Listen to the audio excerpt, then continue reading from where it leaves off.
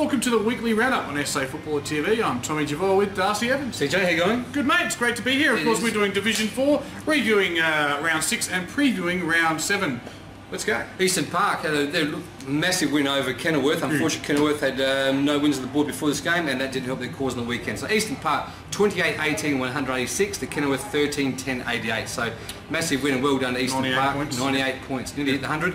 The goal scorers Eastern Park, look, there are many of them. So Winter with 7, McIver with 5, Mansell with 4, Williamson with 4, Freeman with 3, Gatto with 2, McCullen, and just the single one to Butler. So Butler must have filled off there and had the one goal this year. So spread around with a big number of goal scorers. Kenilworth, Bitter with 3, Chester with 2, and then Diamondopoulos. Well done, love your work, with 2, and then a few singles each, with about 4 or 5 singles after that. So they spread around. Even though 13 goals, they still spread it with about 8 or 9 goal scorers. So well done, Kenilworth. Better players for Eastern Park, we had Winter, Warren, McIver, Paul, and that's it. And for Kenilworth, it was Chester, Nat, Kurt, and Simmering. No Blake Moser, and no. Don't look quite as dangerous, do they? The boys from St Mary's. Unfortunately, looks like it could be a long year for them. We're getting on to our next one now. It was Colonel Gardens, 17 goals, 16, 118.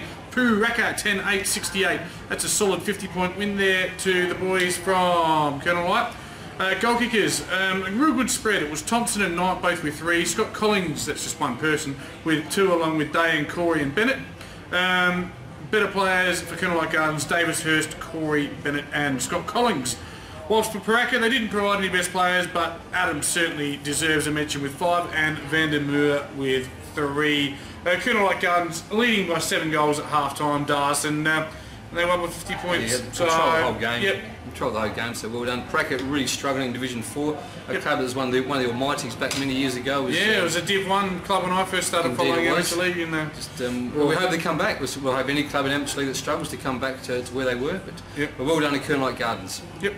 Take us for a little drive through the next one, mate. We always talk about Edwardstown this year. They're back from the Southern League, so they're a bit of an unknown to us. But they're chipping away. They won by 2 points over Westminster on the weekend, so very close game, but quite a few points by Edwardstown. It was 9-13-67, so a bit of poor kicking. The win was playing a bit of havoc on the weekend. To Westminster 10-5-65. So the goal kickers for Edwardstown, Blythe with 3, passes with 2, then Singh was to 4 or 5 other players. Well done spreading it around a bit. And to Westminster, Tasborski with 4, and then Singh was to 4 or 5 other players. So well done to those goal scorers, but a few Blythe and Tasborski, the goal kickers, in a pretty rough sort of a day. Yep, and we've rated Westminster as probably the favourite, and they've knocked off the favourite, so well done to Edwardstown. It's a fantastic effort, now sitting 4-1, and competition be warned, Edwardstown are here, and they're here to stay. I don't know what they're all about, so, but just the best players quickly for Edwardstown. We've got Curtis, Mulvaney, Fox, Summers and Parsons. That's how you say it. You can't just... Mulvaney? No, it's close. Yeah.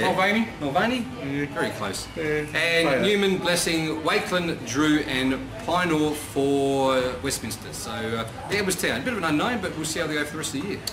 And our next one, it probably sounds a lot closer than what it actually was. It was out at Largs North Reserve. It was North Haven, 13-5-83. Excellent kicking on what was fairly inclement conditions around Adelaide on Saturday.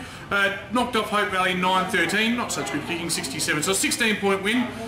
4 more scoring shots to Hope Valley. But if you look at the half-time score, Dust, for me, 9-3-57, North Haven, Hope Valley 2-4, 7 goals up. They probably had them at arm's length. Still 5.5 goals up at 3/4 time. Hard to chip away from there. Yeah, never really in the mix. I'm not going to speak poorly of Hope Valley just because people can make up rumours about paying them on the internet, but disappointing for them.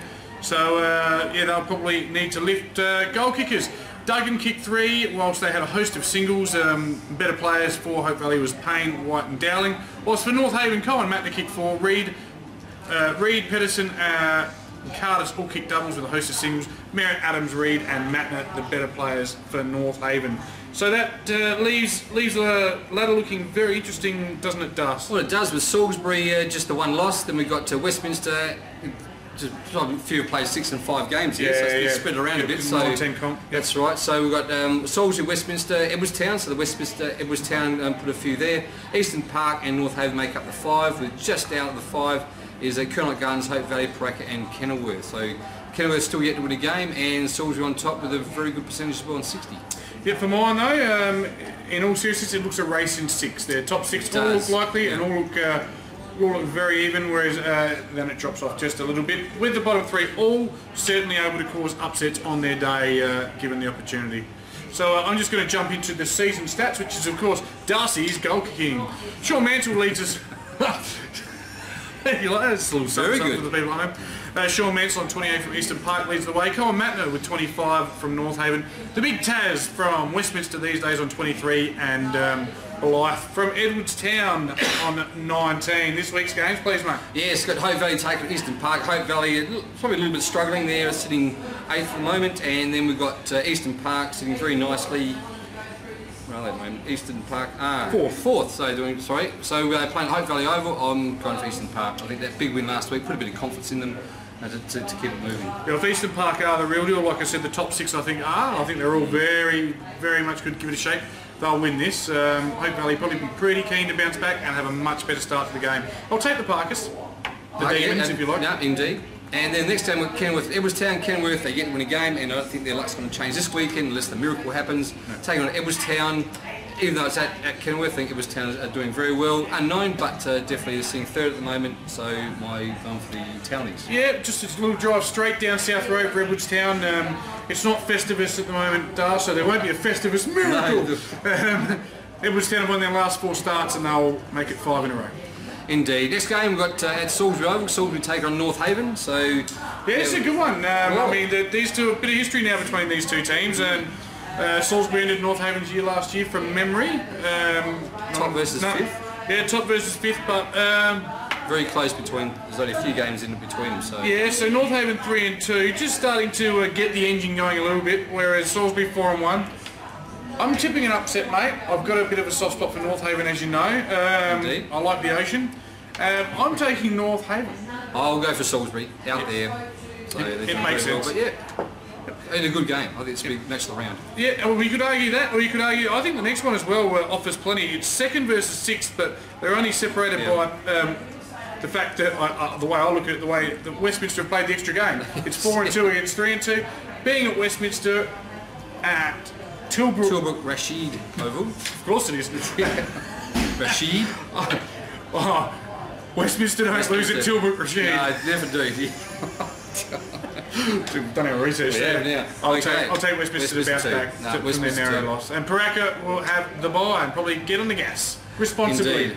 Speaking of the gas, we've got a lot of good things in our engine. We call them sponsors, and thanks to all our fantastic sponsors. And coming soon, Darcy, I've been talking about this one for quite a while.